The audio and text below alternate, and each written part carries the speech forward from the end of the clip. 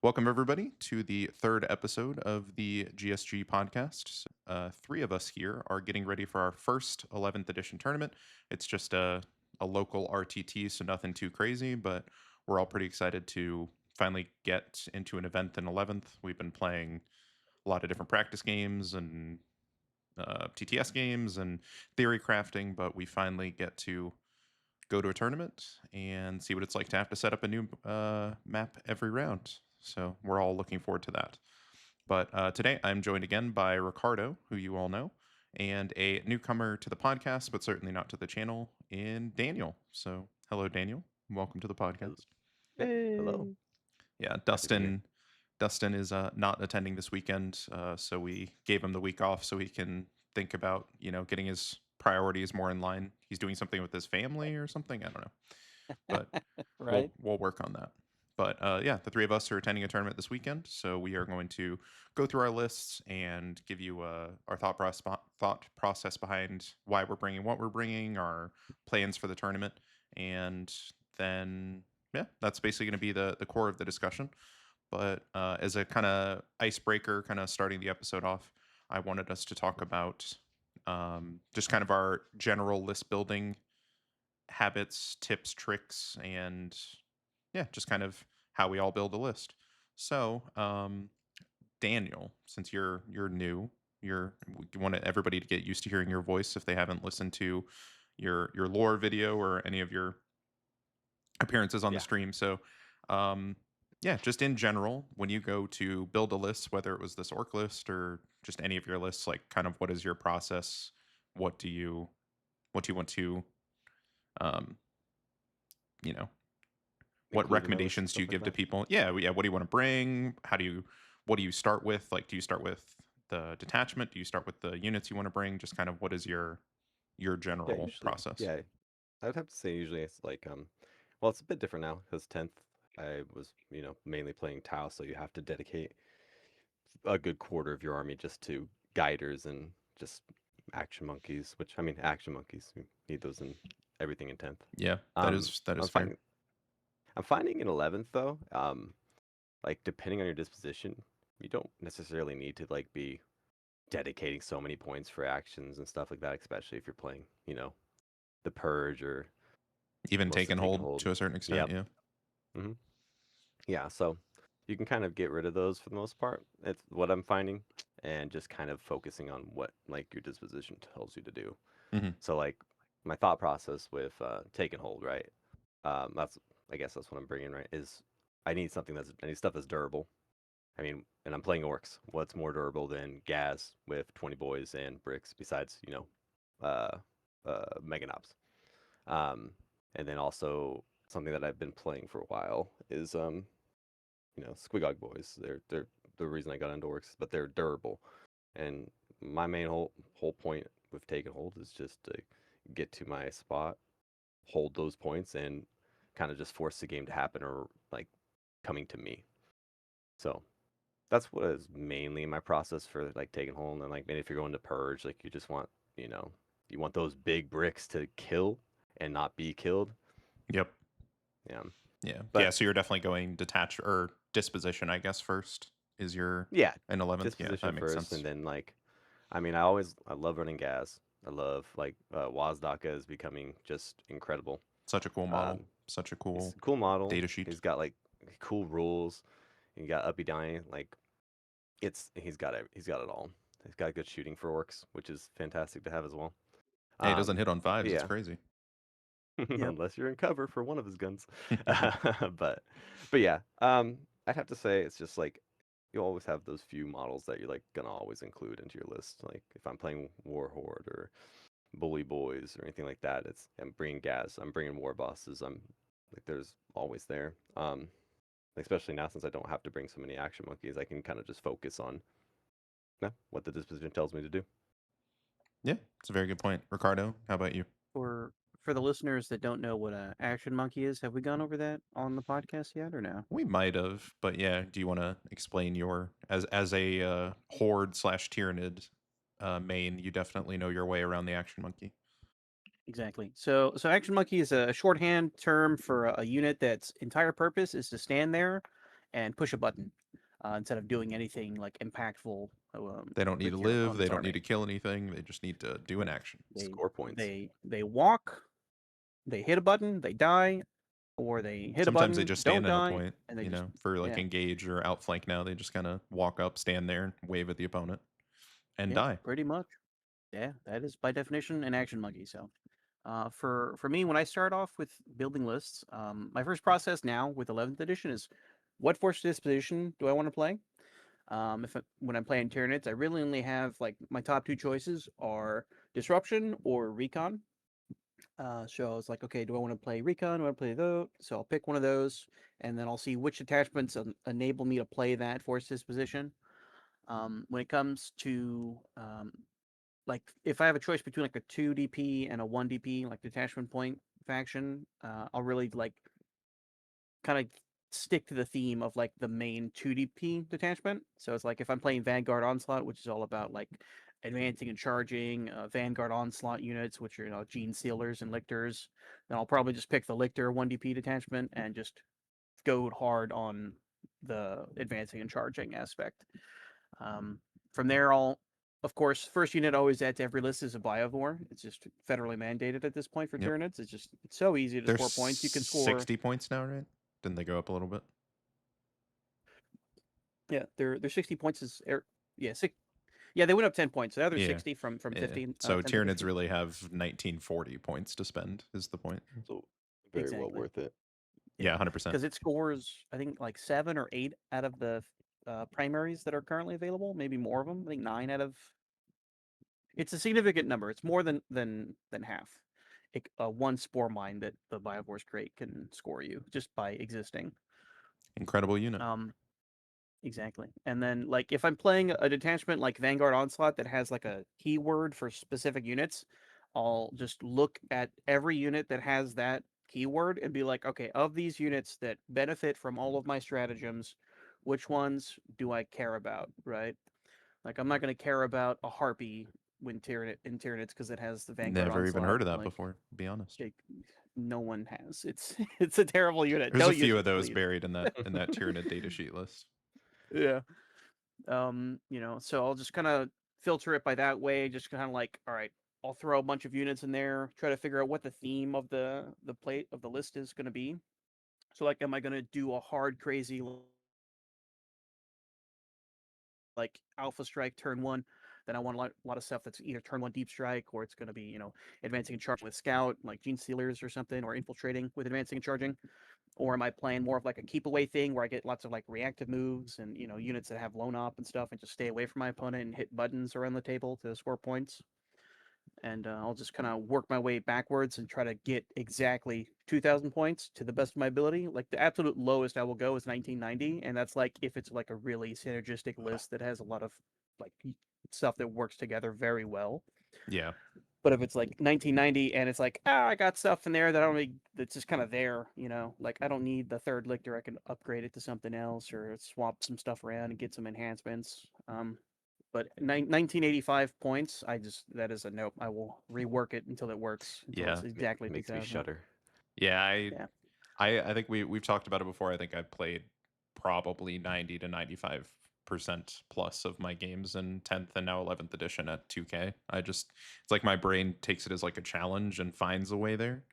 But Yeah. in a general recommendation, if your list is better at 1990, it's better at 1990. But yeah, But it's 1985, nope. You got to rework that, man. My yeah. brain can't handle it. Yeah, Mhm. just seeing the 2K points when you submit your list, you're like, yes, correct. I did it right. Exactly. But that's really like my list building process for just force disposition, detachment, which units benefit from the stratagems in that detachment, and then like kind of the play style will kind of fine tune it and get me there. Yeah, I think I agree with both of you guys, especially in 11th. I think it is. I mean, we were always kind of like figuring out what your army does and then building around it. But since in 10th edition, you were building more generalist or maybe just directly to the detachment, like whatever is my strongest detachment, I'm just building that to the best of the ability. But yeah, in 11th edition, it's definitely the style of primary that you're going to be playing every single game, so you can definitely hone in on that and build around Yeah. that. The only other thing I have to add is one thing that I don't know how you guys feel about this. I always try to have something, ideally that has deep strike, but for sure something that goes in reserves that I know my opponent will have to think about until I bring it in. Just to kind of put that extra mental task on, like tax on my opponent. So Yeah. yeah, that is always something Yeah. I try to find room for. One thing I forgot to add is if the list is for a teams format, or if it's for like a single like RTT, or if it's for like a weekend game where Yeah, I'm it's a trying very to good like point. make some type of meme list, right? Where I'm playing against an opponent that doesn't go to tournaments, doesn't play as often as I am, and it's like I don't need to like bring a tournament ready list that I would take to like the Las Vegas Open and like try to compete against like some of the best players in the world, I don't right? need to beat That's this your person out Yeah. of the hobby. You could bring a exactly. Stampa. Exactly, yeah. Like, how many times I've like, oh, I'm playing this person Sunday. I'm gonna bring a Hierophant, a couple of Carnifexes, maybe, stuff that I don't like use well in like something I wouldn't take to Vegas. Yeah, we're gonna get a Something little where it's like goofy a in this one. Old exactly, One yeah. Eye deserves to go to Vegas. He does. If Get only he old was one eye to good. Vegas. If he had two eyes, I think he could get there, dude. Like, it's just, you never know. It's a very uh poor guy. Yeah. Yeah, one other thing I guess, how are you guys feeling about like the duplicate tax, the war gear tax? Have you noticed that impacting your list building at all? Personally, I despise it because it's like I need to get three things. Like if I need a third Neurolictor, I gotta find an extra 10 points because they went up by 10. Yeah. Yeah. The Norn, yeah, the Norn's going up by like 20 points after the first one. It's like, dude, I need two Norns, so really they're 260 each instead of 250 for the first one. And it's like, oh, it's so obnoxious because it's like sometimes I'll be like at 200 points exactly, but the unit I want to add because I have like so many of them already, it goes to 210 or 220. I was like, Yeah. no, why? But you don't Just have this was anything already else that hard. goes at 200 that you feel like fills the same role. Exactly. Yeah. They actually, I was having that problem because originally I was planning on going like Bully Boys with Roland Def, but as soon as you add in that third unit of knobs and the third unit of mega knobs, you're paying the tax. I'm like, oh, okay, well now it's harder to fit everything else I want into the list. Yeah. Yeah, I agree. I mean, I the funny thing for me is I don't think I've noticed it impacting me too much, but I think it's partially just because I have always been um for the most part I haven't run triple of things too much. I usually maxed out at like 2 of something, which is most of the units don't start giving you a tax at 2 yet. Like some of like Defilers do, and I'm sure there's others, but Night um Lancers. yeah. Norns do. Yeah. Yeah, which makes sense, like the really big stuff, right? Um but yeah, I think it's a good change overall. I'm interested to see how it settles in, and I'm sure they'll get things right and wrong. But yeah, when we go over my list here in a little bit, I do have one duplicate tax, and it's just the Noise Marines. They go up to 60 points for the, or sorry, 160 points for the third unit instead of 145. And I have definitely been trying to avoid that in building some of my lists, but I just came down to I just thought the third unit was too useful. So I kind of Right. settled in at one, but it is interesting to um, have to play around that, and I definitely think it adds complexity for sure to the list building. To be fair though, I will have to say, Orcs got a lot of points drops, so me complaining about that tax doesn't really make sense. But yeah, It's just previewing your future yeah. points hikes. That's probably what everything's going to be here soon. Everything's a little too cheap for us right now, and you're lying if you don't agree. Yeah. How about war gear? Have you downgraded anything because, or downgraded the weapon because it's cheaper and you were okay with that? Have you guys run into that at all? Honestly, with Tyranids, we don't have a lot of war gear options in the first place. Yeah, that's a good point. Yeah, so like the only one that like I've ever like, oh wow, that's slightly cheaper is the Tyrannifex with acid sprayer is 10 points cheaper than the Makes rupture sense. cannon, and the other one I don't even know the name of it. Like that'll show you how how impactful that weapon platform is. Not It's considered 20 very point. highly. Yeah, Yeah. it's 20 Yeah, points cheaper. It's like wow. So I'm just now I have to click an extra button and it's just making me do more math in my head before I add it to my list. With the calculator. Yeah, because you're like, oh, this unit went down. Oh wait, no, it didn't. Yeah. Oops. Yeah, I kind of ran into that issue the first couple games in 11th, like before 11th drop, or actually right after the points came out, and Riptides had gone down to 180 Yeah, there's a lot for of that in just Tau, right? the heavy burst. Yeah, and then so like I'm like, oh cool, I can fit 2 Riptides. Okay, I'm guessing I'm gonna have to leave the heavy burst cannons. No ions for me because in order to run flamers, they're now 15 points more than they were prior, but the unit themselves is like, I think it was like 15-point drop just for if Yeah. you want to run burst instead. So I was like, that they came. I had to deal with it a lot the first couple times playing Tau, but going into Orcs, it's like the battle wagon's already 160 in 10th, and you can pay 145 and it's T10, or you pay the extra 15, it becomes T12, and I'm always going to pay that extra 15 I for think, T12. yeah, most units would be all right with 15 points, 2 extra toughness, especially a vehicle like that. Mm-hmm. Yeah. Yeah. Yeah, so that's just kind of our general list building tips and tricks and advice, and I'm sure that's probably something we'll save for probably a bigger discussion somewhere later down the road. But so if any listeners have any list building questions, go ahead and leave them in the comments, and we will get back to you. It kind of varies player to player, army to army, but I think the big takeaway for 11th is definitely just you kind of get to build your army to your disposition. So you know what you're Yep. playing, so build an army that plays it well. But a couple of general things that like should be in every list is you need a way to kill monsters and vehicle units. You need some like action utility units sometimes, like at least one They're typically, still because there are around, two yeah. secondaries. Yeah, Yep. And you there are still two have secondaries that do actions. something for outflank or something like that. That's what trucks are for. Yeah. Absolutely.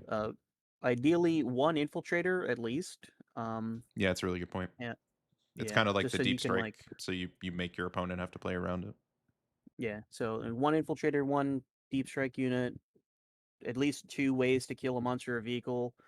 Something to sit in your home if you have like sticky objectives or something. If you're playing that type of force disposition, and then stuff that can like do actions, and then from there you can kind of just do anything else. Because like different factions have different like auto include units, which are just like you have to bring it because they're just so impactful for their point value. Like Yeah. Biovore for Tyranids, Yeah, they're too strong. They do Fall. something too well. Yeah, Vol for Yeah, sisters, guiding units for Tau, which is kind of like a Tau specific thing. There aren't many other armies, I don't yeah, think, that have that like support, direct support or unit exactly. like that. Yeah, I think that was a good general list. So now that we've kind of discussed that, we're just going to, like I said, talk about the list we're bringing to this upcoming tournament. So we're just gonna run through the list, kind of give our thoughts on why we're bringing what we're bringing.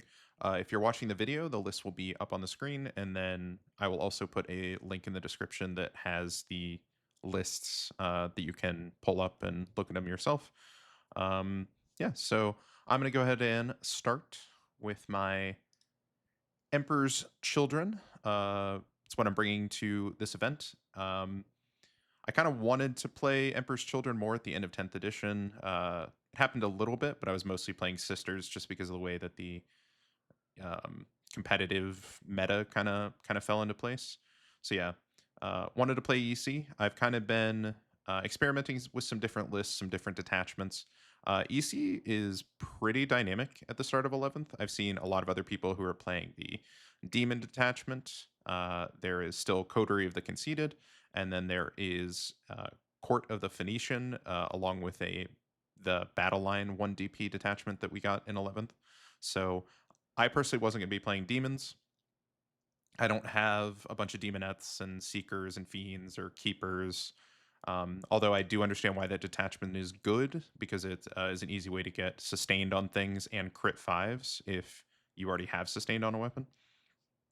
But yeah, I didn't get into EC to play a bunch of demons. I don't have them, and I'm also kind of hesitant to go out and buy a bunch of demons and then have the new EC codex come out and it is no longer in the army or it's not factored in the same way. If the new codex comes out and it's still an option or it's even more built into the army, I'll probably get them, but for now that's not really an option for me. The Court of the Phoenician and the battle line was interesting. It's definitely something I will try in the future, and I played some like practice games and it was doing okay. I think it's totally viable. If we were going to a teams event sooner, I would potentially be playing that more because it's a 2 DP and a 1 DP. It gives me 2 force dispositions that I can play, whereas the one that I settled on, which is on screen now, is Coterie of the Conceited, is 3 DP, so it's just Purge the Foe. Yeah, so that Court and Battle line, I'm sure at some point in a future podcast or a future video I will talk about that list, because it's pretty likely I'm going to play it. But for this event, and just more recently for practices, and then I also played the list I'm bringing to this event on a prior stream against Blood Angels, so you can see the list in action. I ended up with Coterie, which was the main 10th edition Emperor's Children detachment. For those who don't know, Coterie has a fun little mini game involved in it, where at the start of every battle round, you have to tell your opponent how many of their units they're going to kill, and as long as you were able to kill that many units, you get pledge points, and then you get stacking buffs for your army as the game goes, as you succeed your pledges. So, yeah, I ended up with Coterie. I was honestly a bit surprised that I ended up going with Coterie, because as 11th edition, like the rules were coming out and kind of the early theory crafting, I thought that Coterie, I knew it would still be viable because it was just so much stronger than everything else in 10th edition. But there were also a lot of ways that I thought it might be worse in 11th. The big one being the change to how attached units work, is that there's just fewer units in the game, period. Because now when you kill like 5 jump pack intercessors with their attached captain, instead of that counting as 2 unit kills, it's just 1. And then you also have to fully kill the character to get 1 at all. It's just harder to make a pledge and successfully kill things, especially if they have a 4-up invuln character in that unit. So that hurts Coterie's ability to get those stacking buffs.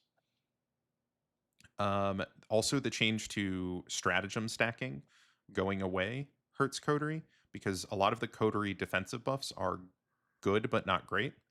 And their best use came when you were able to stack them and do, like, there's like a Feel No Pain, and you have Armor of Contempt, and you can obviously command point reroll. So you kind of like did that with typically a Winged Demon Prince, and you slam 3 CP into it, and it survives like, 2 Riptide shooting into it. Now that you can't do that, each of the strats is still good. Like a Feel No Pain is still good, and the AOC is still good, but you can't put it on the same thing, so they kind of lost some of their juice. And then the other thing was, when the points came out, one of the duplicate stacking taxes that did start at the second unit that we kind of talked about earlier is the Emperor's Children Winged Demon Prince, and they're kind of the one of the star units of Coterie. So all of that made me think that Coterie might be worse in 11th, and that I might be looking into something else. But there was one other big thing, main big thing, that made me look back to Coterie and stick with it. And that is, and Daniel with his Orks can empathize with this, cover in 11th edition being different means a lot of things are -1 to hit. And yeah, it's not as bad for Emperor's Children as it is for Orks to be -1 to hit. But there is a unit called the Defiler, and the Emperor's Children Defiler gets +1 to hit into something if they are not below half strength. So the first time you shoot into something, potentially even the first 2 times, depending on what you're shooting, with the Defiler, it gets +1 to hit. Normally hits on 3s, so if you had that buff, it hits on 2s. But if they have cover, I'm back to hitting on 3s, which still isn't bad, but I'd much rather hit on 2s. I think that math checks out. There is a stratagem in Coterie of the Conceited, which was okay in 10th, but didn't really come up, which is quite a lot better in 11th, which is in your command phase, you can pick 1 unit in your army, and that unit ignores ballistic skill and hit modifiers completely. So essentially, it ignores cover. So that means my Defiler goes back to hitting on 2s. And then one of the pledge points for Emperor's Children, or Coterie of the Conceited, the first one you hit, is reroll hits of 1. So essentially, the Defiler hits on 2s, rerolls hits of 1, which means pretty close to all of its shots hit, typically. Absolutely, So yeah. having that strat made me want to go back to Coterie, and turns out it feels really good with the Defiler. Then there, Defilers are gonna defile people, man. yeah, and yeah, I mean it's still good in the other detachment. It's just it doesn't hit on twos. I like hitting on twos. And then just some of the other things, like the rerolls for Coterie, the reroll hits and wounds of 1 is just really good. Anywhere you can get it, it's just a really good rule. Rerolls in general are incredible. Anything you can do to kind of bail you out of dice variance is a good rule. Also, while the Winged Demon Prince got more expensive for the second Winged Demon Prince, the first one was actually 10 points cheaper. And that's also the best one in Coterie of the Conceited because it's the one you give an enhancement to that lets it flip a dice to a 6. So that got a little better and a little cheaper. The Defiler got better. It's a good disposition for Emperor's Children. It's Purge the Foe, which makes sense for Coterie when I'm telling you how many units I'm going to kill and trying to kill those units. So it all is a really good working package. Everything works in tandem. And also, it's mostly what I played in 10th edition, so I have good experience with it. So essentially, for me, my thought process was that the Court of the Conceited battle line detachment kind of made my middle units better, but Coterie makes my best units better. And that is why I decided to go with Coterie. So just going over the list in general, it's similar to 10th edition with a couple of changes that I will note. So I'm still bringing the Infractors and the Exaltant combos. I'm still bringing 2 Noise Marine units that I put in Rhinos. So basically, 1 Rhino has 12 seats, a Lord Exaltant, 5 Infractors, and then 6 Noise Marines make 12. They all fit in there. That is the definition of a party bus. Nice full Rhino with a bunch of Emperor's Children ready to hop out. Still doing that. I have that 1 Winged Demon Prince who has the flip a dice to a 6. It's incredible. It's really nice to be able to have a 4-up invul and somebody shoots you with 2 las cannons. Odds are you make one of the saves, you flip the other one to a save, the las cannon did nothing, and you laugh as you move 18 inches and stab something. Really good experience. And the mortal wound on the charge Yes. with the crushing gosh. impact.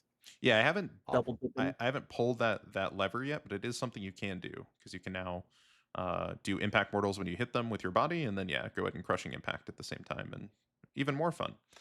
And certainly, as long as I'm not Dustin, I won't roll 6 ones and nearly kill myself. Who would do such a thing? Yeah, certainly not me. So we're still running the double Rhino, the double Infractors with the Noise Marines. Still bringing my 1 Defiler, which is actually on screen now. Look at that.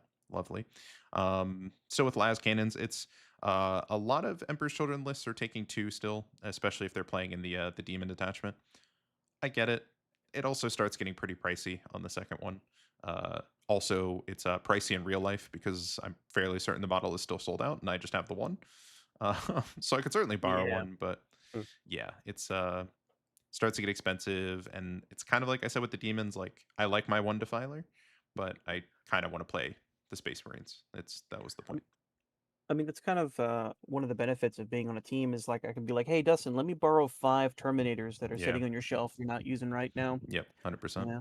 Yeah, I definitely could get the model even if I wanted to, but I prefer to just have the 1. Really like the 1, and I build a lot of my strategy around it, using that ignore mod strat, and usually 1 is enough to get the job done when I have a suitable amount of things running around.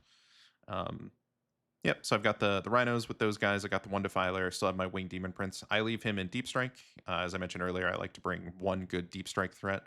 And I actually have another one in Strat Reserves that I'll get to, but a lot of, I would say it's 50-50. Half the time that Winged Demon Prince, I might just rapid ingress in my deployment zone or close to it, but just holding that axe over my opponent's head, so they have to be worried where he's going to land, and also just letting me be a bit reactive to my opponent and be like, oh, the fight is over here.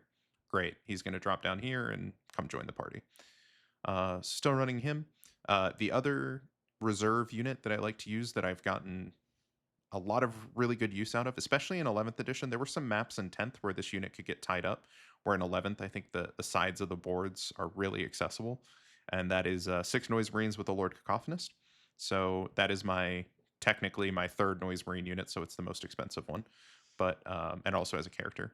But they come in on the side of the board. A lot of the times you get one of the walls that's close enough to within 6 inches of the board edge that you can drop like your blast masters on top of. So now they're also hitting on 2s, Daniel, as you know, to make you sad because they already ignore cover. Yeah. So Everything. I can't stand it's on everything 2s, ignoring reroll cover. 1s, sustained, lovely. One of these days, Daniel's just going to be like, you know what? I'm going to go back to Tau and just ignore cover. Nope, no, they're on eBay. Get them now. Get them now. You honestly, yeah, you should sell them now before their codex comes because they might be in for some nerfs. But yeah. So have that unit come in on the side of the board. It's a bunch of Noise Marines. They shoot good. They shoot, ignore cover. They have sustained. Really good experience with that unit. Still bringing a 1 Tormentor unit. I've changed to drop my other Tormentor unit. They're kind of the intercessors of the Emperor's Children, where they sticky. Although these also have infiltrate, which is pretty nice. I dropped the second one, who was usually subjected to standing on my home the whole game.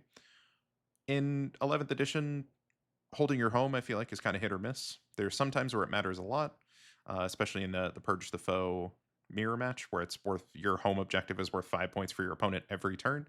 And there's some missions where like your opponent scores 10 points if they hold your home at the end of the game. But for those, I'm just like, I'm not going to worry about that because I don't need to have something stand there and deny your deep strike to get on my home. If you do that like turn 3, I'm Emperor's Children. I'm fast enough to turn around and go kill you. Yeah, so I've dropped them out of the list. I just have the one. I usually infiltrate the other one up on my expansion to get it stickied, and then their job is to just kind of be that 10 OC that stands up my expansion. Is annoying for my opponent to interact with if they come out and take them off the expansion. It's usually going to take them something real to do it, and then I can go kill that thing, and now I'm up a trade, and I can start snowballing down with my coterie buffs. Still taking 1 unit of Chaos Spawn for Emperor's Children. In 10th edition, they were kind of the nominated, you go stand in the center and do area denial or cleanse or secure, or have to go hit an action in the middle of the table. We're playing Terraform or something like that. That comes up less in 11th than it did in 10th for sure. There's still like the occasional like secure area denial, or I guess center ground now. But they now for me are just kind of, they might be what holds my home instead of the Tormentor, since they're gone if I feel like I really need to. Or they're just another annoying skirmish unit that I can throw out to deny people points or just gum up the works, and just be like an extra trash unit that I can be like, here, deal with this, so you're not dealing with any of my powerful damage dealers. Let's see, outside of that, I'm actually bringing 3 Flawless Blades. It's the first time I'm taking Flawless Blades to a tournament. Now, for those who don't know, Flawless Blades are kind of the Emperor's Children Terminator Light, kind of like an 8-bound for World Eaters. That's at least what they're supposed to be in theory. They have a rule where you get to essentially wound the entire game on 3s. Doesn't matter what your toughness is. I crit on 3s for wounding, but they don't have any dev wounds or anything that makes that super exciting. So they just wound on 3s, which is nice, but in reality, there are only 12 attacks for 3 of them. Hitting on 2s, wounding on 3s, you're still going to drop some. They are AP3, which is neat, but there's a lot of things that don't care about AP3 because they have a 4-up or a 5-up invuln, and then they're only damage 2. So why am I taking them then? They are my certified, I'm going to try and line them up against your scouts that you put out to hold your expansion or go hit a button in the middle, and I go stab you with the Flawless Blades, because one of the worst things that can happen to Coterie is you send a real unit to go get a kill, especially early, because you're trying to get your pledges up, and you fail to kill that thing, and then they kill your good unit in return. So essentially, Flawless Blades are there for me to be a thing that I send that like 80% of the time should kill 5 scouts. And then if the Or 3 20% Nurglings. happens, yes, yeah, they should kill Or 3 3 Nurglings. there. 3 They Nurglings. should kill. Yeah. But in the event that your opponent makes like 7 saves on their 5-up with the Nurglings, you're annoyed, but you didn't lose a whole Infractor squad to not kill that thing.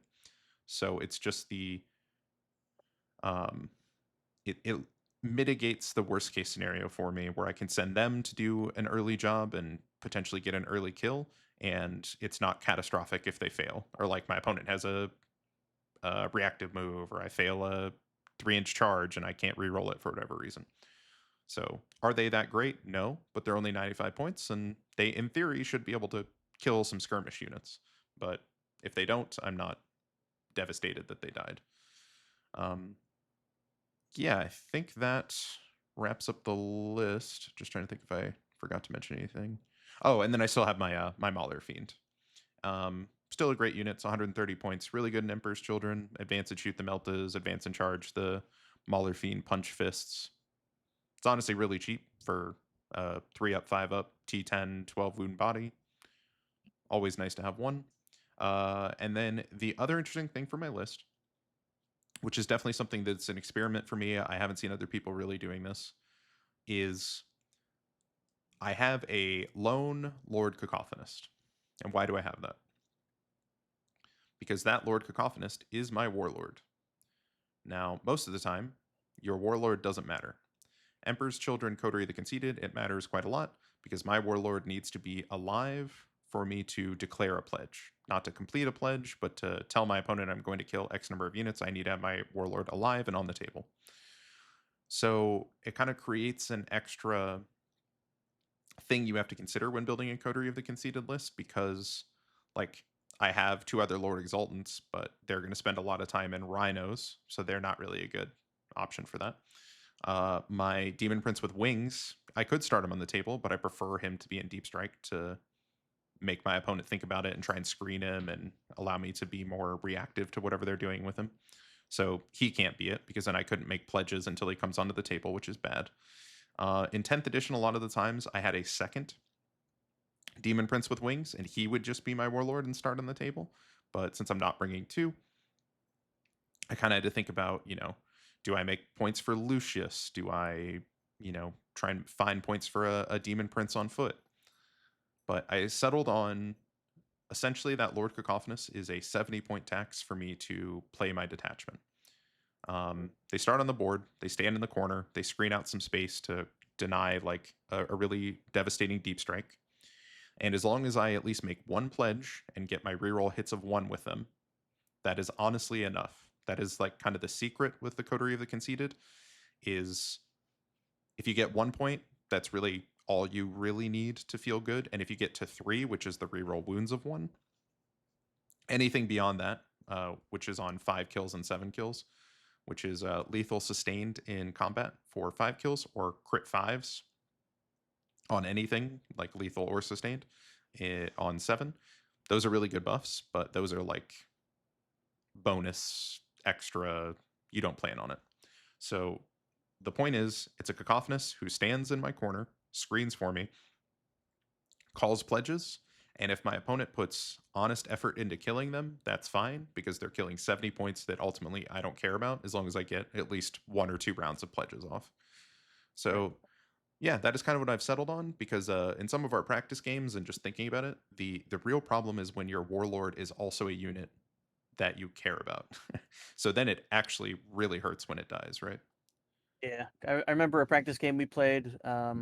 You had set up your Warlord like behind your expansion or my expansion, something like that, Yeah, and I it had was like a just Demon Prince on foot. So it's 100. yeah, It's 170 points base compared to a Cacophonus exactly. that's 70. Yeah, and I was able to get I think it was a Lancer or a Repulsor Executioner, like to just tow into the Something terrain like so I that. could see him. Yeah, and I killed him on my turn 1. He was like, "All right, that's game. Let's Let's re-rack him." re-rack and restart. Yeah, it was definitely Oh, I remember GG's.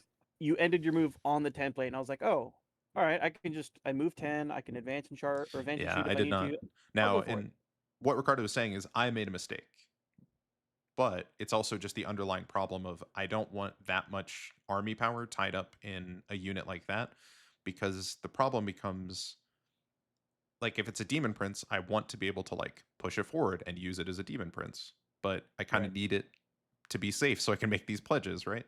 So when it's just kind of a 70-point Cacophonus that's a throwaway unit, that if my opponent doesn't kill it, it can like slowly work up the board and then shoot its little pistols, and they're 6 wounds, 2 up base save, 4 up invuln, T5. Yep. They don't just fall over for nothing. But like we had a stream game where I got my I had succeeded a pledge of 1, and I pledged that I was going to kill 2 more on a turn, that I was very safe to kill 2 units. And then Tim dropped some Sanguinary Guard and made a 9-inch charge out of Deep Strike and killed the Lord Cacophonist. Now, is that annoying that he made a 9-inch charge? Sure. But the other thing that I was thinking while it was happening is like, that's totally fine, because I don't care about making more pledges, and you just took like a 200-point unit to kill a 70-point unit in the corner of the board, and I will take that trade because you're not in the middle where the game's going to be decided.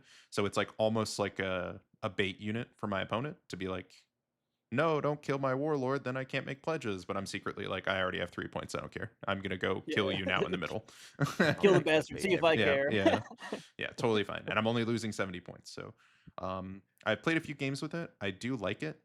In theory, it's not great use of points because it is just a character sitting out there, but it's working better for me than having it. Like, it is nice to have my warlord is over in the corner just making pledges. If that's all it does this game, great. Just the losing the pressure of it needing to do something else. So Do you have That any also help- character units that could be loan up? Lucius is a loan up. So Gotcha. he's 130 points though, and Yeah, that kind I of mean, if breaks the line of like, because I played one game with him as it, but it feels really bad to have 130 points standing back there doing nothing. Yeah, Because 70 already doesn't I feel mean, great, but it's not and then with terrible. the hidden rules, you can just Yep. get like pseudo Mhm. loan up now. Yeah, exactly. Just to stand on a terrain area. Or again, like I said, if I'm like standing in the back corner and you put actual effort to go get them and kill them, that's fine, because you're probably not where the game actually matters, and I'll take that trade.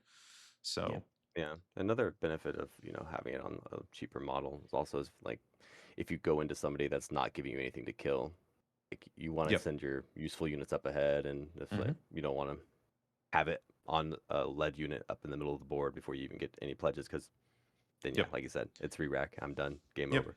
Yeah, I mean that is kind of the problem with Coterie, is that it has the highest ceiling, I still think, for Emperor's Children, but it does have that problem where if you don't get the ball rolling, like, it never gets rolling and it feels pretty bad.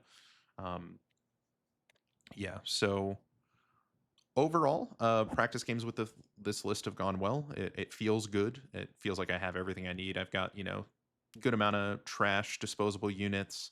Um, Oh, one other thing that I'm also trying out is that I'm still doing the party bus rhinos, but typically what you do is you put the infractors and the rhinos to start, because the infractors give scout, so you get to scout your rhino. So you get to like reposition it, either push it up forward so you get some extra movement if you go first, or sneak behind a wall or a terrain area if you go second, so you're not getting shot, that type of thing. I'm still doing that with one rhino, but what I'm trying with another rhino is starting one of my rhinos with noise marines in it. The reason being, that gives me another option to try and get that turn 1 kill to get the pledge going. Whereas if the Noise Marines hop in the Rhino, I can only firing deck on turn 1, because you can't embark and disembark in the same turn. But if they're already in the Rhino and I go first or second, and my opponent gives me like something in the middle of the table that Noise Marines are better at killing than a infractor unit, because they have like a reactive move, right, or something like that.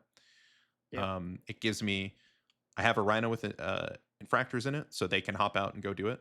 I have a different rhino with noise marines in it, so I can shoot the rhino up, drop the noise marines out, get all of their shooting. I have the flawless blades to go out and do it, so I have kind of like an array of options to try and get that turn 1 kill, because Coterie is also Purge the Foe. Every primary wants me to kill a unit turn 1 just to score, and then I also want to get a kill so I can get my pledge rolling. So yeah, that is just another thing that I'm trying out, to have a variety of different options to go after that turn 1 kill, depending on what my opponent gives me. And if they give me nothing, then I just have to be disciplined enough to not go for it. Yeah, so feel good with the list. Kind of crosses all of the boxes that I want. Some concerns I have going into Saturday, definitely just cagey and tough armies in general, especially the cagey one, because as much as the like community consensus is that Purge the Foe is a good disposition, which I think it is. It does have problems if your opponent just sits back and is like, no, I know you need to kill me to score, so I'm gonna like make that as hard as possible. I'm not just gonna like amble forward into you, because if you do that in Emperor's Children, you'll just get your head blown off. So yeah, people that do that. Just knights in general on Purge, which is like a similar problem, but taken to they can just walk into me because Emperor's Children do still kind of struggle at killing knights. The Defilers do help, but not like it's not like Sisters with Vol or something where I know just like if knights walk into me, they're dying. And then also just in general, and this is just more of a piloting thing, me just getting the timing wrong, making too big of a pledge when I should have made a smaller one, making not pledging big enough, getting my go turn wrong and losing a bunch of units.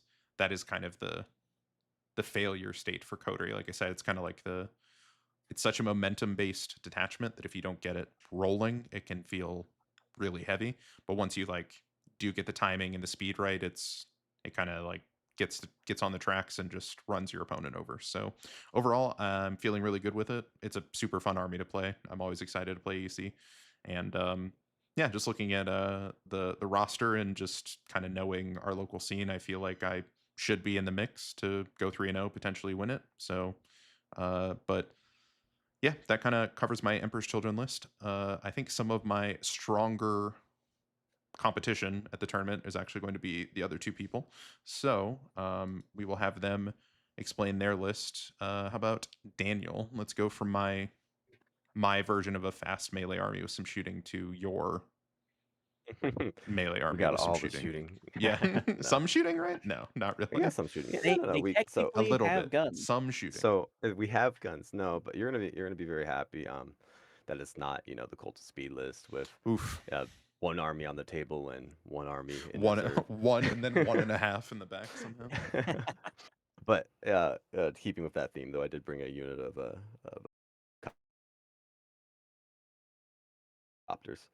Me and Ricardo were kind of talking about my list last night, and like I was sitting there with like 140 points one way and like 70 points another way, and we're just kind of sitting there and like to make things clear, I am playing Warhorde. So normally it's okay to have some fire support. Normally I would have like flash skids with like a little SWAT truck with like knobs and a war boss and just send them out wherever I need them. But yeah, this time I am not running that. I'll just go over my list now. So I'm gonna have Gaz. It has to have Gaz. It'll be Gaz with a Pain Boy. I'll have the Follow Me Lads with the 20 boys. It's staple. Pretty thick brick. It's a fun brick. It's a good brick. It really is just there to protect Gaz until he gets to what he wants to crump, and then he just devours. And Follow Me Lads is +2 move or +2 move? Yeah.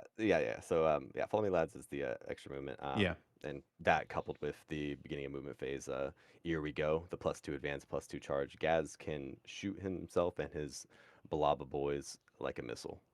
Yeah, so that's what, 12 inches plus 3d6 on a charge, essentially. So yeah, it's sort of Gaz. Fortunately, is only movement 5. His boys are movement 6, though. Yeah, so the whole unit goes 12. Extra. Yeah, and then he just gets there. Yeah. Yeah, that's quick. And then they got the Pain Boy with the Feel No Pain. So, like I said earlier, I'm playing Take and Hold, so I really want to like hammer in the durability here. So I've got Gaz, his unit. I got 2 units of Beast Bosses with their Beast Snagaboys. They got the stronger melee weapon than the regular boys, and they have a Feel No Pain. It's a 6-up, but I mean, if I can hit a 6-up here and there and keep the unit alive as needed, I'm fine with that. They're going to be in the trucks, just responding where I need them to, going trying to crump the knights or crump Eric's Defiler if they can reach him. That won't be happening. Probably not. That truck's going to die. I'm going to roll all 1s and 2s. The entire unit's going to die, and then I'm going to be sad. Yeah, it sounds good. I'd sign up for that. Yeah. But yeah, and then I've got so like I said, the whole reason I got into Orks a while back was the Big Hunt. So my first models of Orks were the Squigs and the Beast Snagga boys. So Beast Boss on Squigosaur. He's really tough. He's gonna be leading a whole unit of 8 Squigog boys, big old brick, T7. They'll have just a regular armor save and no invuln, but they'll have a 5-up Feel No Pain. that coupled with Warhorde's -1 to wounding, and that's not just if your strength is higher, that's just a -1 to wounding. It's gonna be durable. It's gonna be fun. Just sitting them forward. They're gonna have cunning but brutal, so like they'll be able to fall back and charge. Like kind of like I guess you could call them like an alpha strike. It's a big brick to just send, and it's like here you go. Here's some pigs rolling in mud. Try to fucking deal with them. It's fun. It's beautiful. I love it. Love to Also see have it. to bring yeah. So also have to bring Boss Snickrot. He has soloed more characters than any model I own. Just jumping back in backlines, hammering that 9-inch charge, and just making people cry.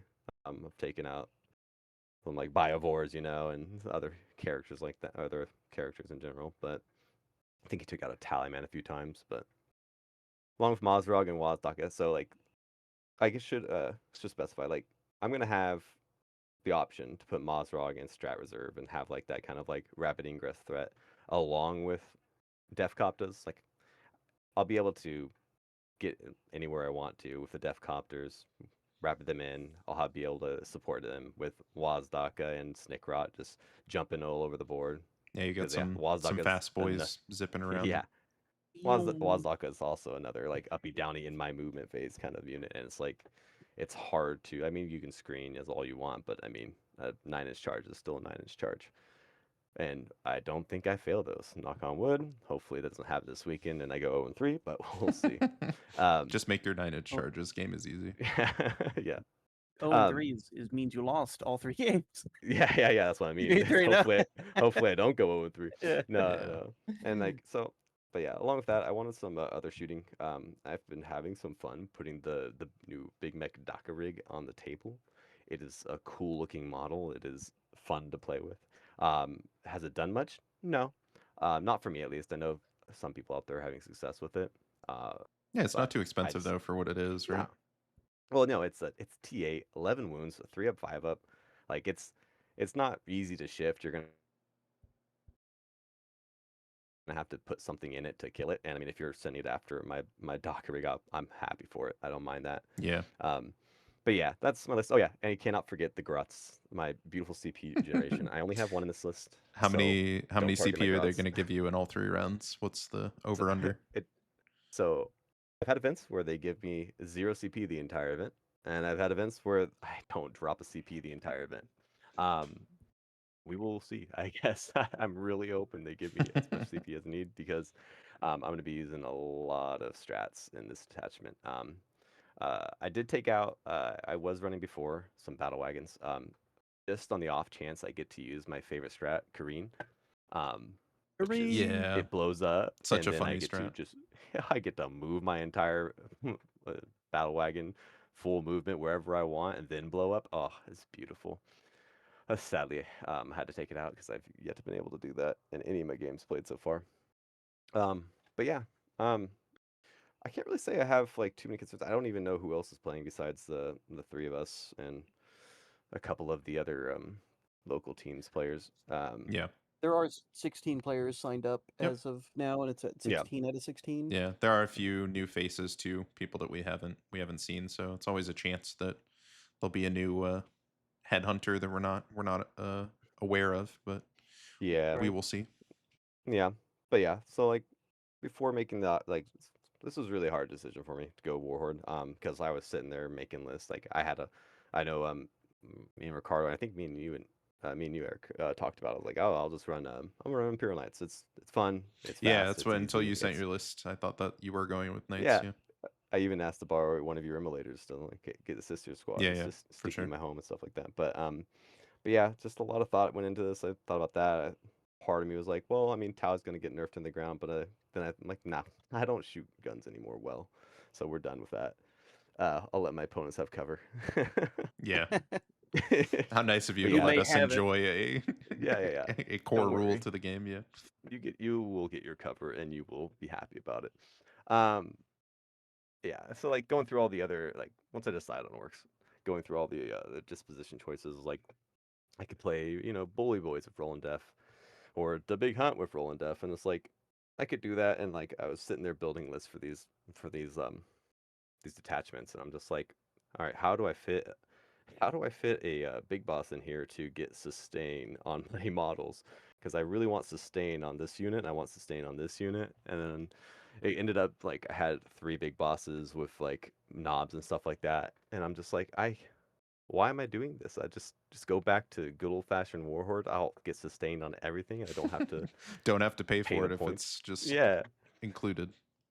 yeah, Right. yeah. So I was just like, I mean, and Warhorde's a staple for Orcs, and the Codex coming, who knows if it'll change or not. I haven't been reading any leaks or anything like that, but Yeah, I do I think don't it's know. interesting. I don't want to interrupt your list No, you're explanation, but good. I did just realize we're going to go over Ricardo's as well. He's playing Blade of Ultramar, which is essentially Gladius. So for our first 11th edition tournament, we basically all took the standard for the army from 10th. That's the Hmm. 3DP like main detachment. So it is funny that we all kind of Yeah, ended in that same place, that like all reliable. Like we were Yep. experimenting with all these other things, and it's like I kind of like the other one though. It's, I'm yeah. just gonna go back to that.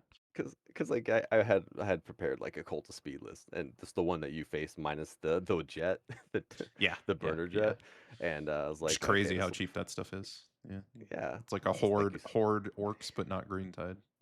yeah, it was fun playing that list. I don't think that my time management would be well with that list because one of Yeah, my my, list building strat like for this event was like, oh, people are saying it's only like 2.5 hour rounds. I'm like, all right, well, I don't want to be moving hordes and hordes of yeah, bikes across the table and it'd be tough for desktops. your first 11th edition event to have to. Because yeah, Yeah, that's because something we'll talk about later. But yeah, definitely some concern about the clock for everybody, I think. yeah. Absolutely. So, but yeah, so like I've got most of my reps in with Warhorde. Like when I've played Orcs, I've mostly played Warhorde or the Bully Boys, the Big Hunt. But Warhorde's good, old fashioned, just straight. I'm gonna stick where I am. I'm gonna get sustained the entire game, and I'm gonna have a good time. But if I get a turn 1 wall, I'll be super happy. But I doubt anybody will serve me up that many models. Well, yeah, you also might not But yeah, want to, right? I guess with take and hold. Although I guess if you just yeah, table your opponent, you can hold whatever you want. yeah, yeah, Yeah. yeah, If you just exactly. take all their models off the table, you win the game. Well, So you That just take is that everything. is the You hold your secret. points. Your real yeah. primary is kill your entire opponent every time. Thank you. No, but Yeah. like ultimately, I came back down to like I feel take and hold into like purge feels okay. And I feel like we're gonna be seeing a lot of purge. I Yeah. just Wouldn't be Absolutely. I feel like we're surprised. gonna see Yeah. yeah. So it's like because nights are hot. I mean, you're gonna be running purge with the EC. So it's just like Yep. I'm just like take and Tau hold, can do it nice if and we have easy. any Tau players. They play a lot of Eh, purge. Yeah. It is. There's a lot of who are purging. those? What are those Tau players? Um, but yeah, Never heard so of them. I never heard of them. So like I said earlier, I'm here to be durable. I'm here to just like I can play reactive or proactive based on like who I'm facing, right? If like I'm facing World Eaters or something that's or EC super fast and we're playing Hot Dog Hammer, for those of you that don't know, Hot Dog Hammer is the deployment zones are on the long side of the board, so you're really close to your opponent, Yep. kind of No like a man's search, land is but real like narrow. yeah. Yeah. Um, if we're playing Hot Dog Hammer and I'm playing against a fast army or even like Mont Tau, um, I don't really want to expose too much. Like I want to be able to just like put out a couple know, not nothing in my list is really trash because everything has a purpose. But like, um, I'll put something on middle objective, get my turn 1 3 points against purge or whatever it needs to be, and just kind of like come at me. Let's see what happens. We can put things in good. I mean, oh, one thing I should say about the Beast Boston Squigosaur and this Wigog Boys unit is like they get a free heroic, so it's like they get a free heroic. Or sorry, I should say it's -1 Minus CP one to now. heroic. Yeah. Yeah. Yeah, because there's a 2 CP one. Yep. But Doing that so for yeah, one so CP is pretty juicy though as well. yeah, so it's like if you want to come at me, it's like, and I'm stage behind something like that. Yeah, we'll be good to go. All heroic, and then my pigs are just moving up, and you're gonna be sad when my pigs are rolling in your mud on your home. Um, but yeah, So The like dream. what I've This is played, my mud this is now. my mud. The whole table is mud, and it is mine. Um, but yeah, but all right. Yeah, but that's it. Yeah, so like my biggest like worries, I should say, is like, and I looked at the table last night on TTS with Ricardo. I was like, this just feels so light. This feels like normally if Warhorde you're running you're running, like I said, the 2 SWAT trucks with the flash gits and the where you choose your breaker boys with a war boss or your Nas with a war boss, and you're having that kind of like threat pressure and your shooting pressure of the flash gits, who also have pretty decent melee. Um, Yeah. but I've replaced the 2 units of flash gits with the big mech Docker rig, and it just summed it up with enough points to put in a unit of Def Coptas to just, steal primary points for rapid, or, go in and blow things up. The higher toughness units, and, D3 shots, we're going to hope it hits, and it's orc shooting still. Yep. But yeah. I'm feeling good about the list, though. I getting over the fact that it feels really elite, and coming from Tau or coming from the Cult of Speed or like anything else, it feels weird not having 20 plus units or like 25 units. Yeah.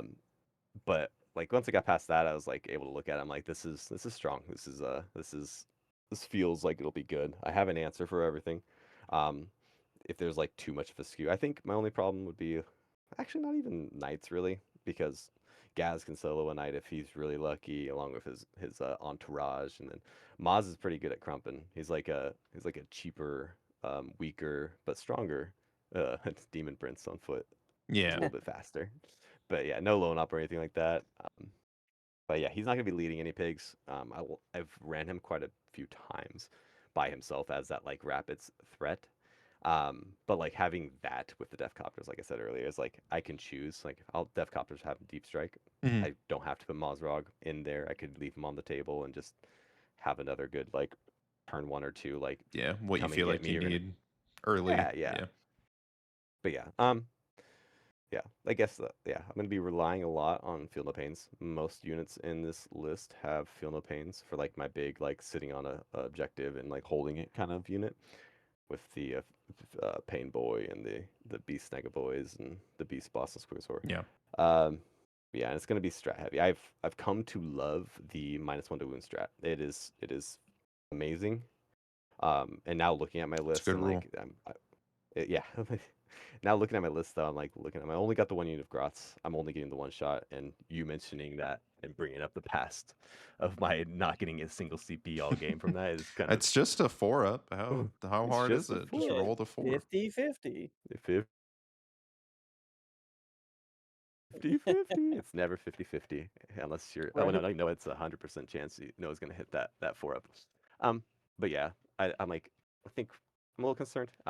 Just I don't know if I'll have an answer for like hordes, horde lists. I mean, you got a bunch of orcs with sustained hits on everything, and Yeah, then and yeah, I guess just roll 6s, dude. just roll 6s. I Yeah, also I don't guess. know if we would expect to see much of a horde at this event either, to be fair. Kind Yeah, of like to be Yeah. fair. you don't want to bring a lot of models. Other people probably feel the same way. Yeah, and I'm already like looking at this list, and it's like, yeah, it feels elite, but like I have a lot of movement, got a lot of shenanigans I have to worry about and deal with. But yeah, I'm feeling strong. I'm feeling confident. I'm hoping, for a 3-0. That'd be nice. But honestly, playing Orcs, this is the most fun I've had playing Warhammer. So I'm You just won happy to by go. list submission, essentially. I win by just showing up. I'm gonna hang out, get some Denny's before the game, Absolutely.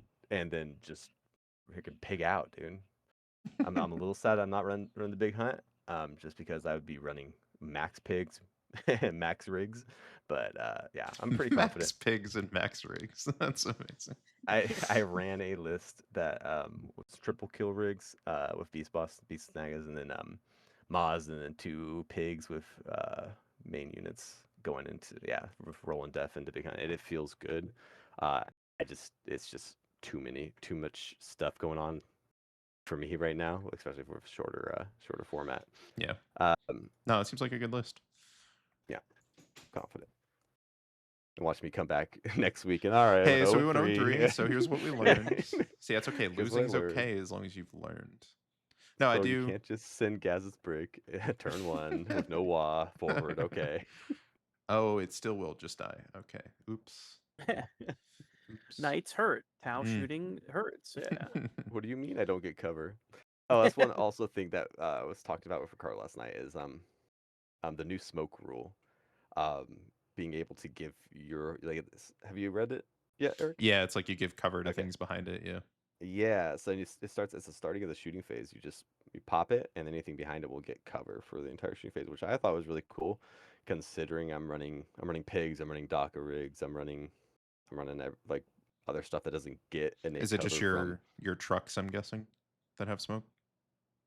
no And Wazdaka. Wazdaka. Wazaka. Oh, that's so funny. Wazdaka has lone op and And smoke. smoke, yeah. So you can like put Smoke him in front and keyword. then smoke everything behind him. That's hilarious. Yeah, it was me and Ricardo coming to the realization was just this bliss last night. But yeah, that was my last little point I wanted to bring up. Yeah, I mean, I think that's some underexplored tech. I've definitely seen that. Like, I know that you can do it. Yeah, I haven't done it yet, but it is, just like drive your Rhino or drive your Wasdock up there and pop smoke, and now everything behind it has cover. Look at that. Yep. It is pretty fun. Well, we will, like you said, we'll see how you do this weekend, and we'll be back next week to discuss it. But there is one more list, one more player attending this tournament. And it is Yeah. arguably the most interesting because after playing only Tyranids for all of 10th edition, I believe that's correct, right? Never played anything Yeah. else? No. We have Ricardo bringing Space Marines. So, He's not Ricardo, bringing you want to take Tyranids? us through your list? He's graduated to a real army Oh that my does goodness. things. It has an army You leave rule. him alone. Why can't other people be happy? All right, so I'm bringing Blades of Ultramar, which is running priority assets. For the most part, it's really just good old-fashioned good stuff Ultramarines. So we have Kato Sicarius leading some Victrix Honor Guard with their movement shenanigans and their heroics and And minus they're one to wound, which is convenient 7 bodies for 7 seats in a repulsor executioner. exactly, yeah. Math is mathing, right? We 7 does also equal have 7. the main character himself, Captain Titus, who's been promoted, demoted, promoted, demoted, demoted, promoted, promoted, promoted again, back to captain. He's coming for Leading some, Calgar's seat. It's inevitable. yeah. Very soon we'll have Captain Calgar and Chapter Master Titus. Captain That'd be Titus awesome. and Martius Calgar armor. I don't know. We'll see. Exactly. Yeah. So he's leading a unit of 10 Stern Guard with a bunch of Dev Wound, rerolls, and fishing, because he gives the unit he's leading sustained hits, with a nice little bonus of durability of the Wardens of Ultramar being attached to that unit as well. So it's kind of like a Dooms, like it's like the first Death Star where it's still got the shield up. All right, you got to take down the shields, you got to kill the Wardens because they Yep. are deceptively tanky. Every Absolutely. game I've played, yeah, every game I've played against my opponent with this list, with this little wombo combo, I tell them the first time you all in this unit, you will kill exactly all of the Wardens, and that's it. That is the only thing that will die, and my Stern Guard will Yep. kill whatever just tried to kill them. Pretty likely. And they're like, "Oh no, dude, what? It's a bunch of regular dudes. What do you mean? It's like 20 something wounds, and with the way like the saves work with fast rolling, I'm gonna blank a lot of them with the 4-up invulnerable that Titus's dad has in there with his relic shield, and then the Stern Guard are just gonna delete whatever just attacked me because I'm gonna throw. I think one time I threw like 18 mortal wounds just off like the bolt rifles and stuff. Definitely possible, especially if it's the oath target. Exactly, yeah. It's like so much rerolling. It's just an absurd unit. I love it, and they're infantry, which means they can be hidden, and I can just like walk them around, and it's an amazing unit. I love it. Um, Outside of that, because of priority assets, every primary mission, every matchup requires me to do at least one action a turn for 4 of them, to a maximum of one action a turn with 4 primary missions. However, one of the primary missions I can do unlimited amount of actions. So I had to like make the list in a way to where it's not super duper elite, like I'm playing Purge the Foe, where I'm like I have big bricks that you can't fully kill, and I'm trading, I'm just popping 2 of your units for 1 of my units every time. I Yeah. need to be able to do an action. Typically, it's in the center. Some of the missions are just like any objective, which is great. So I have lots of like little like assault intercessor squads that are just going to walk around, and their whole job is to push a button and throw grenades and push a button. That's it. It's They 10 are the OC. the action monkey we Yeah, talked about, yeah. exactly. Also mixed in with a couple of land speeders so they can move 14 inches, push a button. I'm sensing a um, trend. Yeah. So like with priority assets, I need to kill 1 unit a turn, push a button once a turn and own the center objective typically, or just own one objective. So my home doesn't really matter so much, but for other people, like other matchups, it matters quite a bit. Um, for 2 of my primary missions, 2 of them require me to get to take my opponent's home at the end of the game to get 10 bonus points. So that's why I have Vanguard vets. They can flex into like either pushing buttons on enemies' expansion, or just auto-seeing them, or like scoring me outflank, scoring me forward positions, those secondary missions, or trying to steal the enemy's home, or like tie up a unit that's in the back line that's like a lancer or something, right? That's like, oh, you're not going to kill me in melee, but I'm going to give you a -1 to hit, and I have a 4-up invulnerable Which with can 5 be dudes. mosquitoes on your tank. Yeah, exactly. So, and then they move 12 inches, so like I can have, if I can't auto-see my opponent in the middle with like 10 assault or with 5 assault intercessors, I can throw some Vanguard vets and them grenades, charge, lethal hits on the charge with Vanguard vets is pretty good.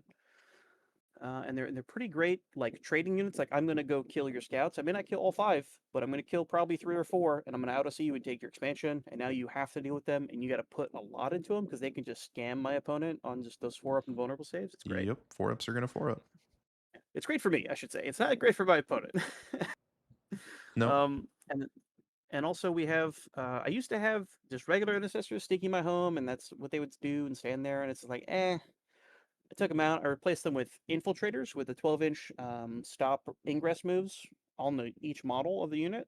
So it's like I can zone out a large portion of the table, and with the Wardens of Ultramar, I can like infiltrate them in the middle of the table. So it's like, okay, you can't like ingress anywhere near the middle if that's what I want to do. If my opponent doesn't care about my home, or I can move them around and do lots of little tricks. It's basically, this list is designed to just keep my opponent at bay and like dancing around them with a lot of shenanigans, and then pushing buttons and just like doing the wombo combos.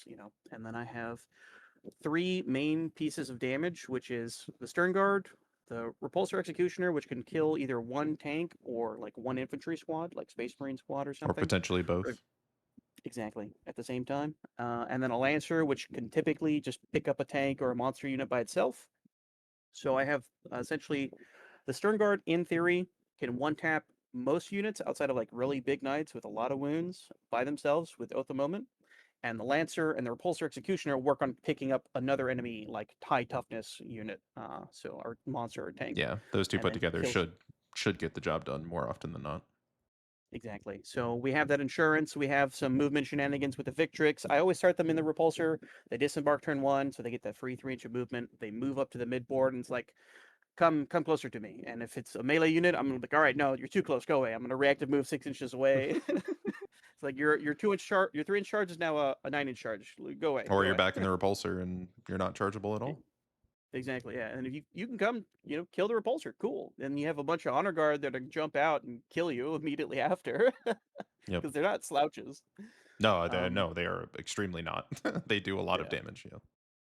Or even worse, you're a shooty army, but you don't have like crazy high shooting where you're not going to one tap the honor guard with one shot, like a Riptide, for example, with a plasma weapon. So when you move within my reactive range, because I'm going to position them in a way to where you have to get within 8 inches to trigger it in order to see me, because of how templates work, and the physical walls will obstruct the line of sight. Yep. And I'm either going to, if you're shooting, I'm going to get closer to you, and I'm going to dare you to shoot that unit so I can blood surge into you. Because if I'm, it's a flat 6 reactive move, I can end anywhere. So if you end with an 8, mathematically, I'm going to be exactly 2.0001 inches away. Yep. If you And shoot at all, you're engaged now. exactly. Even on a 1, because it's a d6 blood surge. So on a 1, I'm still within 2. We're now engaged. We're Yep. going to go to a party, and unfortunately, you're going to get And stabbed multiple times. you don't want to be in melee with a Victrix Honor Guard if you're a shooting unit. Basically ever. Exactly. Yeah. And we're just gonna do some fun stuff with Blades of Ultramar. The only real difference between that one and Gladius, and like some people like go between the two, I definitely think Blades is better if you're bringing Calgar, because he enables you to pick the same like advance and charge, shoot and charge, or fallback and charge. Yeah, you still get 3 doctrines, but you can choose any of the 3 for each time, as long as Calgar is alive. Exactly. Yeah. Yeah. So like if I'm if I'm fighting like a shooty opponent, I typically go advanced charge so I can close that distance multiple times faster. If I'm fighting like a melee unit, I do advance and shoot so I can like advance away from you and shoot you still. And then if like another like hybrid opponent, I'll like do the fallback and charge so I can get the free reactive move, 6 inches for 1 command point, guaranteed. I don't have to roll it, so I can have 3 6-inch reactive moves guaranteed, flat 6 inches, which is incredibly irritating to handle. People love Or I playing into can, that. They're super yeah. super fans of that. Yeah. I was playing Dustin in a practice game, and I was using this Ultramarine list, and I triggered the 2 reactive moves, and then I spent the command point to do the third one. He was like, "So you just have 3 reactive moves?" I was like, "Yeah, dude." He's like, Sure "This do. is bullshit." It was hilarious. Um, but one thing I like to do with the fallback and charge really is just blood surge into my opponent with the Victrix, fall back and charge with either the command point for just that unit or for the doctrine for the turn, and then fall them back towards my opponent's home and just start doing whatever Victrix do to soft units in the back that don't want to get in melee, Yeah, right? it ends very poorly for them. I have had multiple games where at the end of like turn 1, if I'm going second, I am on their um, home base or like 2 inches away or like ending a consolidation move on it. And it's extremely difficult to deal with when you have 7 Yep. bodies there Yep. with -1 wound always. Mhm.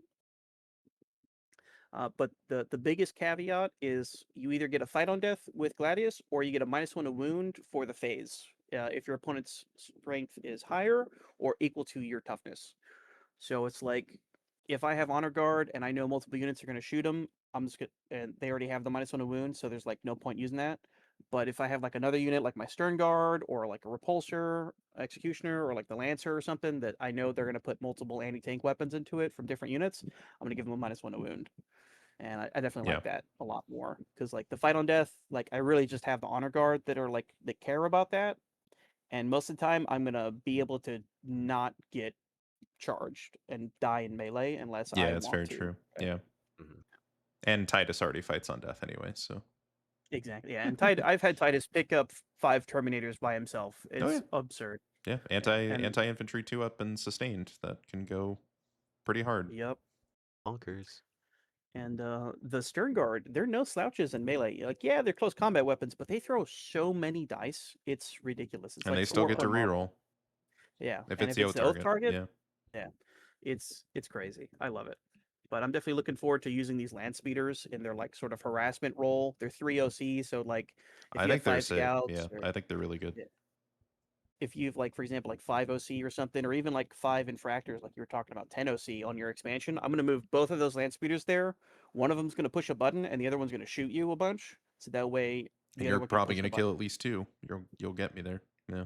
Exactly, yeah. And then I can always charge and tank shock to guarantee that one of them is going to bring your OC far enough down to where I can do the action on that turn, or stop you from scoring, your secondaries like guard or sorry, burden of trust, which is guarding, which you have to own the objective at the end of your opponent's turn to score that. Yeah. No, I think they're really neat. I mean, it's funny we talked about the Docker rig for Orks, and I think that that's really solid for its points and everything. But then the Space Marines have to get a 5-point cheaper, potentially even better, like Yeah, sh- if tough to the, pin down shooter unit. Yeah, it moves 14 inches. I don't hit on sixes. It has deep it's true. strike with multi Wow. meltas, It's true. so it's like I'm dropping 8 inches away, so my melta bonus is happening without me even like having to do anything Yep, crazy. 100%. It's absurd. Yeah. Hey, the Big Mac Doc removes at least 10. Okay. Yeah, it's Oh Yeah, but wait, does no, I it think it's only 8. It's does only it move, shoot, move? Yeah, I don't know. It's just funny. I think the I land know. Can it? speeders. I'm surprised they came in that cheap. I don't think they should Yeah. be that much more expensive, but yeah, 95 for that package is pretty Like nice. 110, I think would be fair. Right Yeah, now at I think so. 95, Yeah. it's just absurd because I can tank shock with my land speeder. You can't with your Docker rig because yours not a vehicle, It's right? It's not a just mounted. vehicle. Yeah, I can tank That shock, place. shoot, charge. I can take the skies, so I don't even care about terrain or enemy models. It's just Nope. yum, You going. can be in Devastator Doctrine or whatever it is, and advance shoot, and then fall back because they shoot and then move. Yeah, So yeah. so I could advance shoot, fall back behind a template, or move further up and like Yep. get into Touch your a thing, expansion or get that 3 get into OC. your home. Yeah. Yeah. Yeah, I think they're quite good. One thing you didn't touch on, I know it's a recent change. Kind of like with my Cacophonist, I noticed that Marnius Calgar isn't attached to anything. What's the thought process Yeah. behind that? So the first version of this list, I had Robot Girly Man leading, and I was just like, oh, he's so many points. And it's like, I hate it. It's too easy for him to die and then get back up and then die Die again in the again. same Yep. fate, He loves to do that. the same turn. Like Twin Lands could do that easy to him, and it's like, all Yeah, right, yeah. I'm gonna go Calgar. I'm gonna go Blades of Ultramar. I had him leading 5 Assault Terminators, and it's just like I'm gonna throw this 6 OC on the center objective. They're significantly more durable than anything else that I could put there turn 1, and expect it to survive like the onslaught of the enemy's turn. Um, and it was just like, I'm not loving this like almost 300 and something point unit just getting hammered for turn 1, and then I counterattack with the Stern Guard Lancer and Victrix. I'd rather do like a pump fake with the Victrix, move them out because they have the -1 to wound, they're infantry, 2-up save still, most things have AP2, and if they have more than AP2, I can armor contempt it, so sometimes they're saving better than Terminators. Like That's it's a good harder to point. kill Yeah. them. Yeah. It's 7 OC with the Victrix instead of Calgar 6, and then because Calgar has to be on the table and alive for me to get my extra like doctrines, like repeat doctrines, he also gives me the command point. So like if I lose Kato, I'm like, there goes a super obnoxious unit that probably got its money's worth at some capacity, right? Because free blood surge, free surge reactive move, and then typically I'm heroicing with him anyway. So if you charge my like combi lieutenant, if you bank out that 9-inch charge, I'm gonna punish you for that because I like kind of like my combi lieutenant, and with the heroic Also a change good unit. Yeah. giving you fights first is kind of like a big deal, right? Yeah, it is. So really, Calgar's job, he's like your cacophonist. He's gonna go stand behind an expansion, zone out some deep strike, and just be like, all right, cool. He's gonna hit a button on my expansion so I can move. Instead of having one assault intercessor or vanguard on my expansion, and then having to reactive to that, I can just bring Calgar and one of those guys, and when the the Vanguard vets like can move on if they see an opening in the enemy's like defenses or something they can exploit, or I can send the assault intercessors to the middle to like grenade or hit a button there because that's typically more important in most of my primary missions. I could just have Calgar tow in on the back of my expansion, still be hidden, likely have gone to ground because I'm going to position him in a way to where he's hiding behind like a physical terrain piece on the Yeah, terrain for area, sure. Yeah. and it's just like he's 1 CP, like you have to go kill him. He's not super easy to kill, and if you don't kill him, he's gonna come stab you and he's gonna hurt. Yeah. So he just is almost better at a lower points cost, not attached to anything, because he could probably generate you 5 CP and give you, you know, a second advance and charge turn that you would have otherwise gotten. That's probably worth the 140 by itself, right? Yeah, absolutely. Because I did had one game where I had him in the middle and he got precisioned out by a lucky precision psychic attack, and I was just like, cool, that sucked. Turn Yeah. 1, losing Calgar, I don't even get the bonus CP. I don't get the Yeah. bonus doctrines I the mean, rest of the game. it But feels all right, worse than losing the 140 points, right? Because it's like And losing Eric. core to yeah, the exactly. your The Blades of entire list, Ultramar. really. Yeah, your entire detachment. And the main reason why I ended up picking Space Marines was one, the round timer was looking really short, like having to set up the terrain every round, like even at 3 hours, it's still kind of like you got to be fast, you know? Yep. And for Tyranids, I really am kind of forced into Vanguard Onslaught because it's just like right now, point for point, like what the army can do, that's its best thing. Like I'm sure as hell not going to be playing Purge the Foe with Tyranids. Like we're not super good at killing things, we're not super good at trading. We just kind of throw bodies in front of you and push buttons and like battle shock you so you can't push buttons essentially. Yeah, So they are good at that. But then it yeah, is a lot of models to move and taking things off and up the board, down the board. Also, Shadows on the Warp is going to take 5 minutes off the timer minimum. Like, yeah. exactly. Yeah. And half the time they pass all the battle shocks or they only fail the ones that I don't care about. I'm just like, cool, that was fun. I love not having an army rule. Please change that in the codex, please. Just give me something. Anything reliable. Any reroll hits of 1, army wide, done. All right, cool. Wall limit synapse. That would Okay, be on a really good. Tuesday, sure, That would be I'll really take good. it. Yeah. Yeah. That's really it for my list and what I was like aiming for and trying to do. Anything you're nervous about or anything you think might trip you up, or how are you feeling with your practice games and going into it? Honestly, two of my opponents have sort of just kind of left the practice session early, unfortunately for them. Classic Ultramarines. Yep. Yeah. So it's a very frustrating list to play against, and I'm not really super concerned with any matchups. Like if I'm playing against knights, like yeah, that's kind of gonna suck. But I have hidden, so you got to get close, and if you're close, that means the honor guard can stab you. Um, I can reactive move away, like get behind templates, like unless you're within them. Even then, it's still going to be hard to kill you because armor contempt, or hard to kill my units because armor contempt, and -1 to wound strat can be somewhere else. And the lancer, the stern guard, and a repec should at the very least, those three units kill one big knight a turn, potentially two if if one of them Everything pops lines off. up right. Yeah. Yeah, and then combine that with a Victrix honor guard. There's a real possibility I kill two big knights in one turn. And shooting in melee. And I mean, at that point, that's like 600, 800 points gone out of my opponent's army. It's like, all right, good luck, dude, because I'm going to be running around hitting buttons. I just need to kill one unit, do Yep. one action, and own one objective. I don't care which order or which ones it is. That's really all it is. Nice. Yeah, looking forward to the event. Definitely, the more we win, the more likely it is we will play each other. We know we won't play round one because we did not Yep. meet the thing that causes it. I think it's like if there's 4 people, 4 or more in a 16, that you might play somebody in your team, but that won't be happening. Just signed So up as a different team. yeah. Yeah. Yeah, so we won't be playing round one, but yeah, the more we win, the more likely it is that we see each other. But I think those should be good games either way. Only other thing I wanted to touch on before we sign off is just a general, what are you guys doing to prepare before Saturday? How does that compare to your 10th edition experience? Yeah, is there anything you want to practice before Saturday, or are you just taking it kind of light and just letting this be your first tournament? What are your guys' thoughts, Daniel? Since Ricardo just talked, what's your plan for Yeah. Saturday? Anything you want to practice? Anything you're thinking Yeah, about?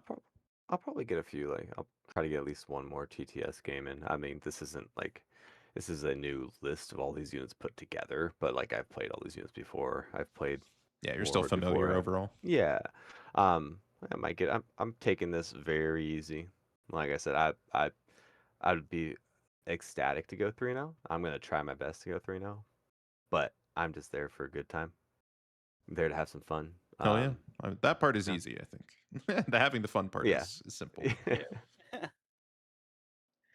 I mean, Yeah. for me, it's really just like I play to win. That's always the goal, and I have fun doing it, whether I win or lose. It's just as long as it was like I Absolutely. gave it a good attempt. Try to make a list work, try to make that idea work.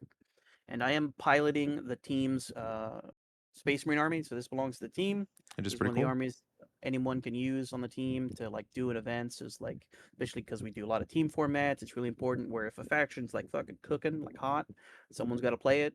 So we can win the event hopefully, right? Try Yep. to play to win, have fun doing it, and give our team the best chance to win. So for me, like going from Tyranids to a whole new army that I'm very familiar to play against, so I understand like how as a Tyranid player to exploit their weaknesses and like use them against them, and like what pitfalls and traps to watch out for as the opposing player. So now me as the pilot of that army, I know what my opponent's looking for, so I can like counter predict what they would predict. I could do something unconventional that they're not anticipating and ready for, right? Mm-hmm. Yeah, and real quick, Ricardo, what are those weaknesses so I can jot them down real quick? Oh yeah, they can be found in our exclusive after show podcast, only available on Patreon. Yeah. Daniel and I will have a discussion off mic, and we'll try and figure out what the weaknesses Yeah. are. Yeah, I think my last time I talked about, I think the next army I should be playing is I haven't played any Space Marines. Funnily enough, me and Dustin were talking about. I think it's probably one of the best ones to start playing and just to pick up, so I can kind of learn what they do fully, from the other side of the table, not just crumping them and destroying them all, and then I mean, we game can ends early. always Ricardo can just go back to Tyranids, and you can take the Space Marines for an event. That's always Yep. like The Orks is like so much Ricardo said. fun. That's his. Yeah, and Orc Codex is coming out soon, and we'll have to have you on for that Codex review, and then you got to play them. So I think it's going to be a lot of crumping, but Yeah, but we have a always lot of time. people on our team that like are interested in playing orcs too. So I'm not too, stuck on only playing them. I've got plenty of armies I can play with plenty of plastic surrounding me in my house. This is true. I know I already mentioned it a little bit, but I think for me, I considered getting a chess clock. I haven't been that person, but I think I'm going to see how this event goes and kind of gauge if that needs to be how things are going forward, because I am worried about the Yeah. setting up a table, losing extra time, and I don't want to weaponize it, but I do want to see round 5, especially in 11th edition with so much like you're just beating the brains out of each other for the first 3 rounds, and then your scoring actually happens in round 4 and 5. So missing Yep. those late turns is going to be even worse. So yeah, I'm not running out to get a chess clock, but it might be something on this this next podcast next week where I'm like, I have ordered Yeah. a chess clock. I think it's I definitely I possible. think the last RTT of 10th that I was in, it was like my opponent was using a clock, and it's like I don't usually use a clock, but my opponent had ended up clocking out when I still had 45 minutes left to play, and it was basically we were almost there to like we were about 45 minutes to end the round. So Yeah, yeah, it's like all the remaining time was yours in theory. yeah, in theory, but like I'm not gonna I don't like winning on a clock out, but like if it's this tight, yeah, I might have to end up picking a clock. Like you said, though, we'll see how this We'll goes. see. Yeah, hopefully we're over like dramatizing it and it's not as bad as we think, but I am a little concerned. Fingers I, crossed. I personally despise chess clocks. Like chess clocks are called chess clocks, not Warhammer clocks for a reason. There's significantly Ooh, more variables, that might actually be a decent branding option in the future. Oh, Ricardo, write that right? down. are we making clocks now? Yeah. Um, but for the most part, like from my perspective, I prefer to apply corrective action throughout the game and be like, hey, we've been 5 minutes on your command phase. Hurry up, dude. Like there's a round timer, reminders in that capacity. And if I can like if my opponent is dragging their feet on purpose, I'm gonna call a judge over and be like, hey, this guy's, doing this and he'll get a yellow card potentially if they're using the card system, or a warning, or I'll have the judge stand there for the rest of the game, if there's multiple judges, and I'd rather just do it that way. Because like I've Yeah. the amount of times I have used a chess clock is because my opponent always wants to do it, because I'm just always against it. I would tell them I don't want to use it. I play fast. You need to be on your shit, because you're gonna get clocked. I can promise you that. And for the most part, like it's just a bad experience. Yeah, I agree. I don't want to go there either. I didn't in 10th. I am just a little worried of a lot of rounds, like because we didn't use a clock, we're like dice down at the bottom of 3, and I'm like tabled them and I'm down by 5 or something. I want to Yeah, avoid that. That is all I want to avoid. Yeah. yeah. You just gotta apply corrective action sooner before it's to that point. Becomes an issue. Start talking things out sooner. Yeah, Last 30 minutes, if you're in round 3, there needs to be a lot of hey, we're going to start assuming some things are happening when they should happen instead of rolling dice type thing. exactly. Yeah. All Um, right. yeah, one other quick thing I wanted to touch on before we wrap up is just the something I was thinking about. I think I might have mentioned it a little earlier. I don't know if this was us talking before, but before every 10th edition tournament, I would get on TTS and I would know the maps we're playing and I know the deployments, and I would literally practice Yes. out my deployment and have it like either a picture or at least like practiced ahead of time. But for an RTT like this, that would be at max preparing for 3 deployments. Yep. Probably all the Across. same map, but 3 different Yeah. deployment zones. But in theory, we all could potentially play 15 maps on Saturday. So, how are you guys going about that? Are you going to hop into TTS and try and look at all of them? Or is it just kind of like you think it's going to be more do it live type I situation? I think it's I gonna think. be a very do it live. Sorry, Ricardo, you go ahead. Yeah, I definitely think you just do it live. You kind of see what the patterns are. Like, okay, there's a triangle here I can use. What's going to go where? Maybe probably put some more stuff in reserve than you typically would, just so that you have to worry about it. Yeah, that's a good point. If you don't know where to deploy, just deploy off the board, figure it out later. Yep. Yeah. Like I said earlier, though, I've looked at TTS once, and I'm only gonna look at the matches for Purge. That because I feel like that's like the The one you're going to the see big the one. most. Yeah, that's Yeah, fair. Yeah. and the other ones we'll play we'll do it live and we'll figure it out. Well, But yeah, I'm I gonna should have to honestly, practice take and hold and priority assets because and we're gonna these have two to. people are playing take and hold and priority assets. So see, I'm see. honestly more interested in practicing putting up and setting up the layouts. Yeah, it's 'Cause true. We should get together on Friday and just do terrain setup terrain layout practice. and go. That's what we need the chess clock for. It's not a chess clock; it's a stopwatch, so we can get our Right. reps in. I think they covered everything we wanted to talk about. Huge shout out to Daniel joining us for the first time. It was nice having you, Ricardo. Woohoo. You were great as always. Woo. I was also here. He Yeah, was here. I think we're all pretty excited. It's our first tournament. It's gonna be great to have some games that actually quote unquote count. They get put in the stats in our ITCs and all of that Yep. jazz, and we finally get to see what all this practice has been about, and you know, play somebody who is not in GSG potentially, at least for Yep. one round. Which I love playing everybody here, but it is always nice to switch things up and not Branch have to out. play Daniel for the 15th time since 11th came out for some You reason. don't want to play more orcs? I don't mind playing Orks. It's just like, damn, we just did this 2 days ago. I feel like it's getting a little repetitive. Yeah. But yeah. Yeah. Yeah, anything you want to say, Ricardo? I mean, for me, unfortunately, this tournament doesn't count. Doesn't mean anything because it's not counting towards the Tyranid leaderboard. No, Yeah. you're Not the starting your news. ascension on the Space Marine one. Yeah. You know. I thought about it, just putting like Tyranids in the army and see if anyone noticed. It's just like, all right, just the points will count. I don't care. Yeah. Yeah. That is fraud. I think we probably shouldn't do that.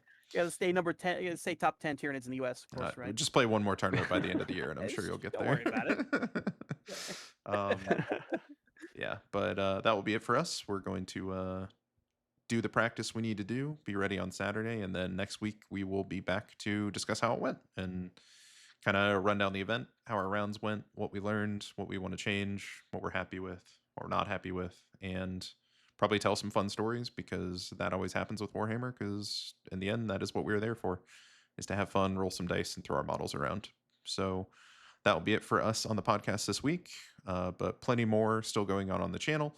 Got another stream on Thursday featuring Daniel playing his World Eaters against Dustin's Space Wolves. So we'll have some awesome melee action there.